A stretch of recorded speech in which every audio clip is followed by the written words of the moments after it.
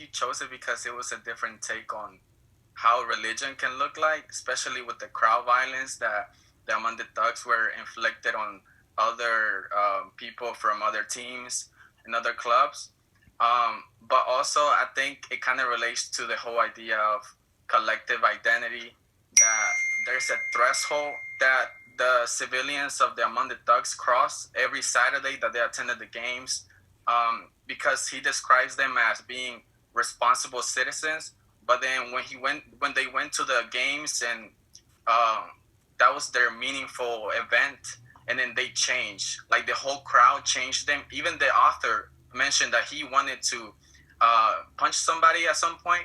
And at first, I was like, "That's crazy that how that he was living vicariously through the whole group, you know." And it was interesting.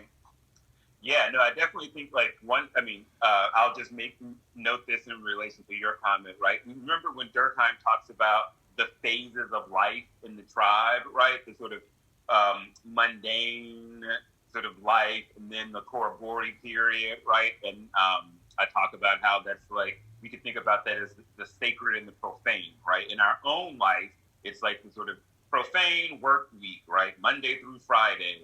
But then the weekends we come alive, and that's when life sort of happens, right? And we sort of like reach this higher level. I mean, I think that's like extremely illustrated in Among the Thugs, right? Where it's just kind of like, oh, they're just regular ass dudes Monday to Friday, right? You would know them from your neighbor, right? But then on Saturday, there's sort of this crazy thing that takes over, right? This sort of like collective feeling. So that's absolutely a powerful insight and a good observation there.